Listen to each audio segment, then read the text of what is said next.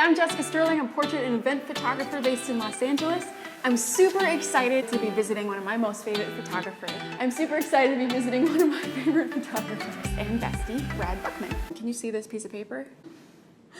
Brad's been a working photographer in Los Angeles for the last 20 years. He's photographed literally thousands of executives and authors and personalities and actors and celebrities. The list of credits of his clients, movies and TV is just way too long to make an actual list, but here's like a little list.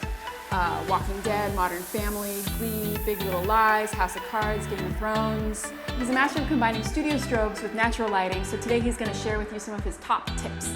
But before we get started, I want to give a big shout out to the guys at Bay Photo who have been helping professional photographers get outstanding quality, excellent value, and exceptional customer service for over 40 years. How do you, what's your approach when you are first starting to photograph, to build a photograph, what's your approach? A subject may say, oh, I love this rusty door. Can we do something over here? And so often it's like, the rusty door is great, but the light's terrible. Do you expose for the door first, or how do you set your exposure to make sure that you catch that correctly? In addition to the face and all that. Right. What's the line of events? The sun is outside, the light is the light. So that's kind of my framework, and so I'm deciding, do I want that window to be blown out, or do I want to see, these windows have a little bit of texture, so do I want to see that texture? And so you're getting your camera settings based on that. The window's the baseline. Okay. You're off the door a little bit. Like here? Yeah. So what I would do is I would do this, and I'd say, okay, I want to light this side of the face. A lot of times what I do, I'll just take a strobe and just blast it on that wall. Oh yeah. And essentially make it like a big window. And then what's great is I can essentially raise the window by just pointing my light higher. I might aim it up, especially say for a male subject. So I want the light to come down and across. Or maybe I just want it side lit, so I just do that. Or maybe when I want some fill and I just turn the light down a little bit. But now I've got a very dark metal background behind you. So then I'm gonna want something, a good thing to use is a softbox. So like a grid box. Oh, how handy. Something like this. So I have a strip.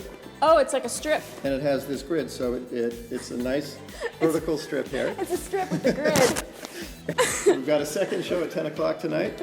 I don't want to flood this with light. I want more control. So I can get this back here, and it'll probably be really close and low power, and it's just going to throw a little pool of light back here to give me some separation. And ideally, for me generally, I just want it to light it. I don't really want it to look lit. Just want to bring this up so I can see, this is really beautiful color and texture. I want to raise that up in the background behind you. And this won't spill on you. Right, you keep the grid on it so that way it only hits the thingy. Yeah, softboxes are great, but I know some people don't use them because they kind of throw light everywhere. So by putting grids on them, it really helps to control the light and give it some direction. And that can be really awesome. Good. Okay, so we're taking a picture. And you got it's bouncing off the wall there. You have a strobe bouncing there and it's coming back, but then there's this shadow here, and I feel like it's kind of maybe too much and too dramatic. So what's your go-to kind of to help bring that back in? Well, you can use a light, but a lot of times you don't really need a light per se. You can just, there's all kinds of reflectors that are available, and these are collapsible and portable, so they're nice and easy to use. A lot of times they'll have silver and gold. I don't use the gold too much. But you can bring that in and then just bounce some of that light back, and that'll fill it in. And what's interesting about that is the placement really makes a difference. There's a different quality of light if I bring it here in front of me, and it's just kind of filling the front. The more I come over here, it starts to fill the side of your face, and I can fill from underneath, or maybe I want some shape coming from above. So when you're shooting, you're kind of moving it around a little bit? Kind of the difference between a good shot and a great shot. Sometimes it's 5%, but maybe it's just that if I just put that reflector 6 inches forward, it would change the quality of that fill. So maybe it was more natural, or gave more of the look that I wanted. The next piece might be, maybe we want a little rim light or something coming from behind you. So we've got different silver cards like this. So this is just foam core. That's kind of like our reflector. It's got silver on one side and gold on the other. We have it cut into different sizes and shapes. And what's great about this then, I can probably just tuck this in behind you and just catch a little bit of light and get a little bit here.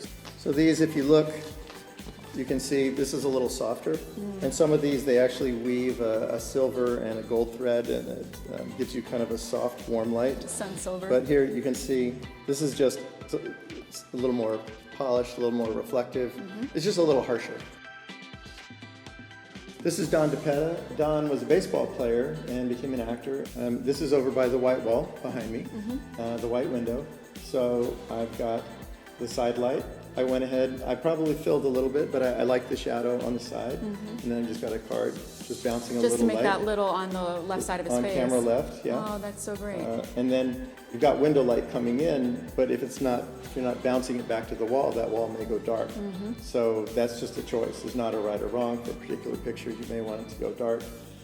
For another shot, you may want to brighten it up. I might just use that strip box so that I can just direct light back into that area. That's cool. But it's farther back, so it spreads. Okay. But it's still directional. So we have this photograph of Ollie, and he's just right here. I'm getting some natural highlight back here just from the light outside.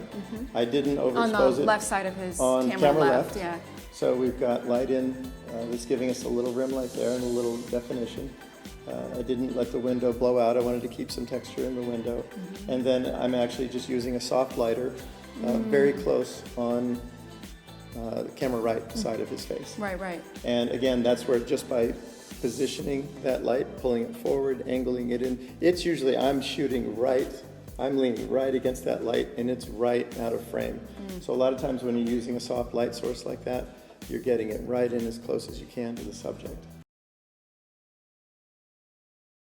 Well, that about wraps it up. Big shout out to the fantastic folks at Bay Photo. Be sure to support them and order your prints at bayphoto.com.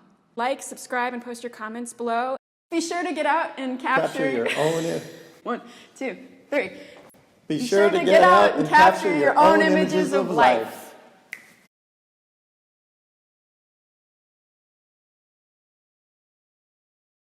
As a photographer, I want to make sure that the company I'm handing my imagery off to is going to print it and represent it in a way that I'm proud to show my clients. And for me, Bay Photo is that company.